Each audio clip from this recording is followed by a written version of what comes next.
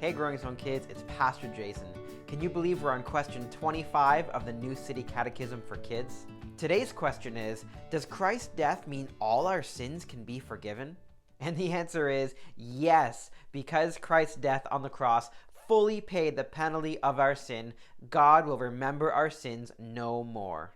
Do you like camping? I really like going camping. Imagine you're set to go on a camping trip, but this is a special kind of camping trip where you have to pack all of your gear and hike to your camping site. You can't take a car there, you can't take a boat there, you have to hike to your campsite. And imagine that hike is like maybe a couple of hours. So you have to pack all your stuff into your bag. And let's say you only have one bag and you got to pack your cooking stuff and your tent and your sleeping bag and all your clothes, everything that you need for your trip in this bag. So you pack it in this bag, you put it on your shoulders, and you start to walk. Now imagine before long your shoulders start to hurt because that's a lot of stuff. And imagine your knees and legs start to hurt and you're getting tired and you're walking slower and slower because of the heavy stuff in your backpack. And then imagine you fall down under the weight of your backpack because there's just too much stuff and you're not going to make it because your campsite is still a couple hours away. What are you going to do? Well, then all of a sudden you see a friend walking up to you, and this friend is a big, strong friend. And he says, "Hey, you look like you're having some trouble there." As it turns out, he's going to the same campsite and he's not carrying a bag. And this big, strong friend offers to take that bag for you. And together, you guys walk to the campsite. And he offers to carry it not for some of the way and not some of the stuff, but he offers to carry your entire bag for the whole way there. So you never have to carry this bag ever again. Well, I'll tell you, if that was me, that would make me feel really good. I would feel so relieved that I didn't have to carry this really heavy load. You know, the Bible talks about sin as a heavy load. We talked last week about how we are under the power of sin and we need Jesus to break those chains. Well, the Bible also talks about sin as a very heavy load that we can't carry. It's so heavy that we break under the weight of it. We can't make it. In fact, it's not even just that there's so many sins. It's just even one sin makes it so heavy that we break under the load.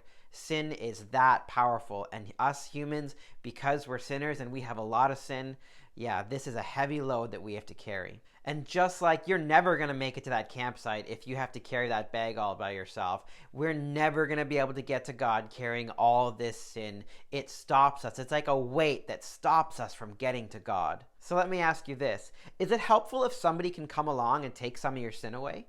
Maybe it's helpful if they can take 50% or half of your sin away. Well, maybe it's helpful if they can take 99% of your sin away. Or maybe, would it be helpful if they can take all of your sin except for just one away?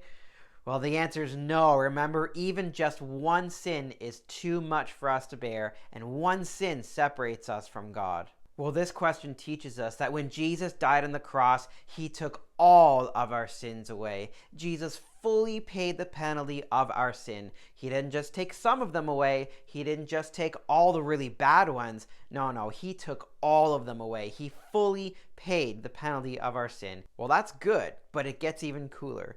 Jesus didn't just take the sin that you already did away.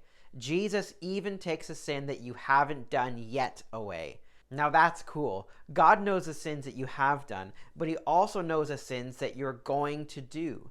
And Jesus died to pay for all of them, even those ones that you haven't even done yet. That makes me so happy that Jesus took all of my sins away, even the ones I haven't done yet. And you know what? That doesn't make me want to sin more because I know Jesus will take them away. That makes me want to love Jesus. That makes me want to enjoy Jesus and follow what he has commanded for me to do. It makes me want to obey him more, actually. And with that heavy load of sin gone, thanks to Jesus, we're no longer separated from God, and one day we'll be able to be with him forever. So this question also teaches us that when Jesus fully paid the penalty of our sin, it says God will remember our sins no more. Now, question for you. Does that mean God forgets? No, right? God remembers everything. God knows everything. So it's not that God forgot that we did the sin, but it means something else. Now, let's say you have a friend over at your house and they break something that's very special to you. And let's say you are kind because you know that God forgives you and you forgive them. And you say, "It's okay, I forgive you for breaking that." Part of forgiving somebody means that you're not going to bring it up again in the future. So next week when that friend comes over, you're not going to remind them that they broke your thing.